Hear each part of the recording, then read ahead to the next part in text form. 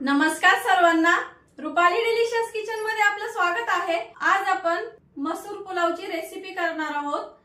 तर उन्हाळ्यात कंटाळा येतो गरमीमुळे, झटपट तयार होतो मसूर पुलाव। तर मग चला साहित्य बघूया आणि रेसिपीला सुरुवात करूया।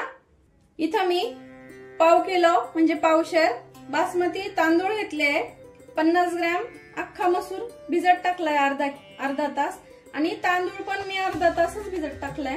दोन्ही इन्ग्रेडियंट्स अर्धा तास आपल्याला इथं भिजत टाकायचे म्हणजे छान मऊ शिजतात। 2 मीडियम साइजचे कांदे घेतले, टोमॅटो, बटाटा, कोथिंबीर, फोडणीसाठी मोहरी, जिरं, धना पावडर, हळद। हा आमचा घरगुती काळा मसाला आहे।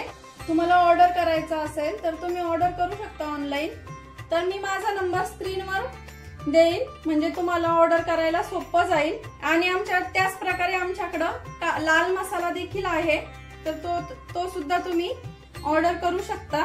चवीपुरतं मीठ आणि तूप घेतलंय, तर तूप नाही घेतलं ऑप्शनल आहे, पण खूप छान टेस्ट येते तुपानी। तुम्ही घेतलं तरी चालेल किंवा नाही घेतलं तरी चालतं। तर आता मी आणि इथं 3 तेजपानं घेतली आहे, 4 हिरवी मिरची, 10 ते 12 लसणाच्या पाकळ्या, अर्धा इंच आलं आणि कढीपत्त्याचे 2 काड्या घेतले। आता कांदा, टोमॅटो आणि बटाटा कट करून घेणार आहे। कोथिंबीर, आलं लसूण आपल्याला इथं ठेचून घ्यायचं आहे। हिरवी मिरची त्याचे फक्त आपल्याला उभा कट द्यायचा आहे। तर मी हे सगळं करून घेते आणि मग आपण फोडणी देऊया भाताला मस्त छान। आता सगळी तयारी आपली झाली आहे। तांदळामधलं पण पाणी काढून घेतलंय, मसूर मधलं पण, आणि आता फोडणी द्यायची आहे। फक्त कुकर गरम करायला ठेवलाय आणि 1.5 पळी तेल टाकून घेतलंय। इथं 1.5 पळी म्हणजे आपल्या किटलीतले ज्या छोटी पळी असते ती पळी आपण इथं म्हणजे अंदाजे 4 टेबलस्पून इथं मी तेल टाकलंय। आपण इथं 2.5 पट आपल्याला पाणी घ्यायचंय म्हणजे 1 ग्लास तांदूळ भरतो। पाव किलो माझा 250 ग्रॅम तांदूळ घेतला की तो माझ्याकडे जो ग्लास आहे ना, माझ्याकडे हा ग्लास आहे, हा 1 ग्लास पूर्ण तांदूळ भरतो। तर याच्या 2.5 पट म्हणजे मी 2.5 ग्लास इथं पाणी घेतलंय।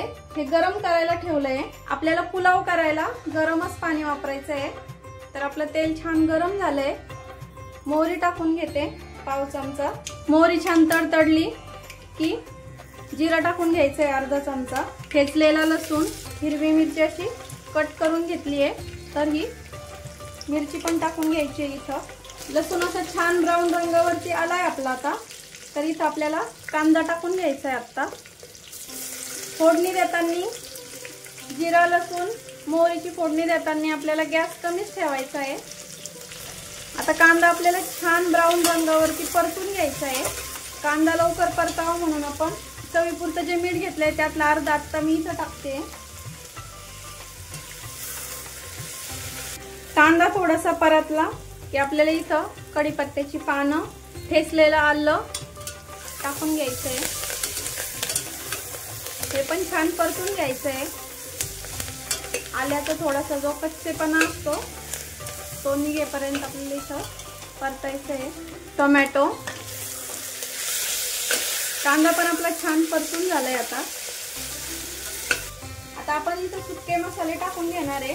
गॅस कमी करते। हा आमचा घरगुती काळा मसाला मी इथं 2 चमचे टाकणार आहे, तुम्ही कमी अधिक करू शकता।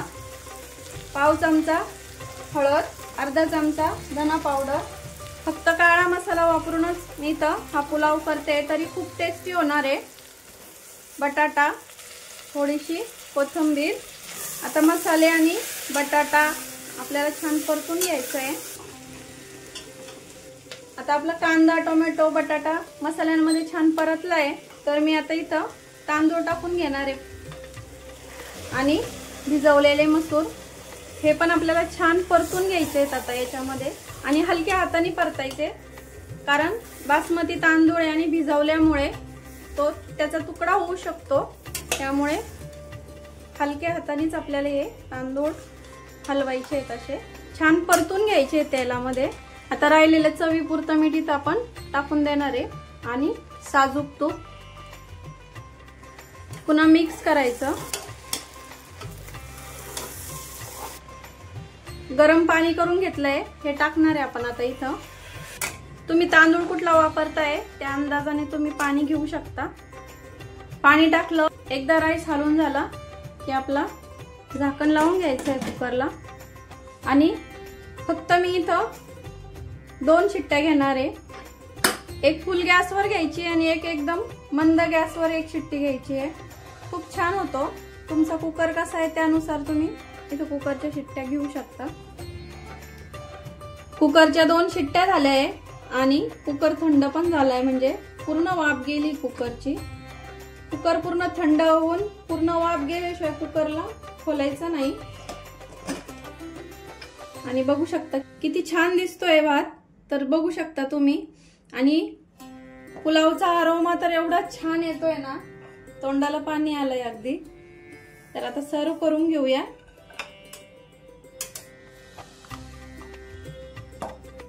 हलक्या हातानेच घ्यायचंय आपल्याला, म्हणजे एक ना एक दाणा असा छान तसाच राहतो।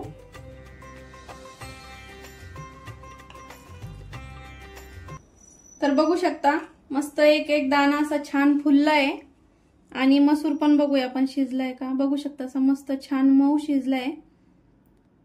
पाण्याचं हेच प्रमाण ठेवायचं, म्हणजे पुलाव एकदम छान होतो, एकदम मऊ होतो छान, एकदम दाणे एक एक दाणा असा छान फुलतो। आणि मसूर पुलावची मस्त अशी चमचमीत आणि चविष्ट रेसिपी तुम्हाला कशी वाटली कमेंट मध्ये नक्की सांगा। रेसिपी आवडली असेल तर लाईक, शेअर, सबस्क्राईब करायला विसरू नका। रेसिपी नक्की ट्राय करा, कारण घरचं जेवण हे खरंच स्वादिष्ट असतं। अशाच नवीन छान छान रेसिपी सोबत पुन्हा भेटूया। तोपर्यंत बाय बाय।